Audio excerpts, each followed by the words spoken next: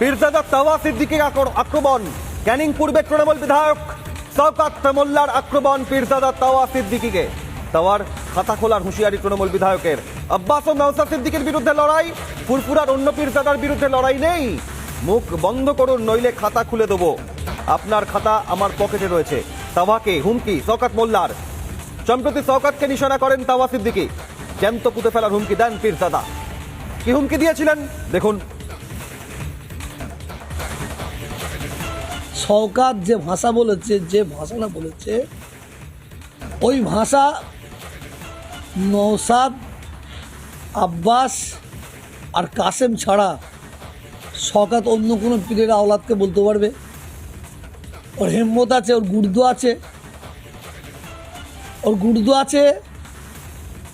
শওকত যদি তিনজন ছাড়া অন্য কোনো পীরের আওলাদকে বলে না, আমাদেরও কিছু করতে হবে না। কোটি কোটি আমাদের ভক্ত আছে, শওকতকে না জ্যান্ত কবর দিয়ে দেবে। ওই এলাকার মানুষের জ্যান্ত কবর দিয়ে দেবে। শুনলেন পীরজাদা তাওয়া সিদ্দিকীর বক্তব্য।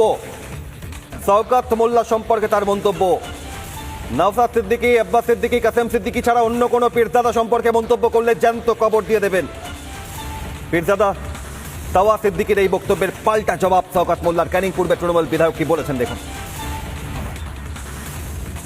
এটাও একটা ক্রাইম, এটা ক্রিমিনালের ভাষা, সমাজ বিরোধী খুনিদের ভাষা এটা।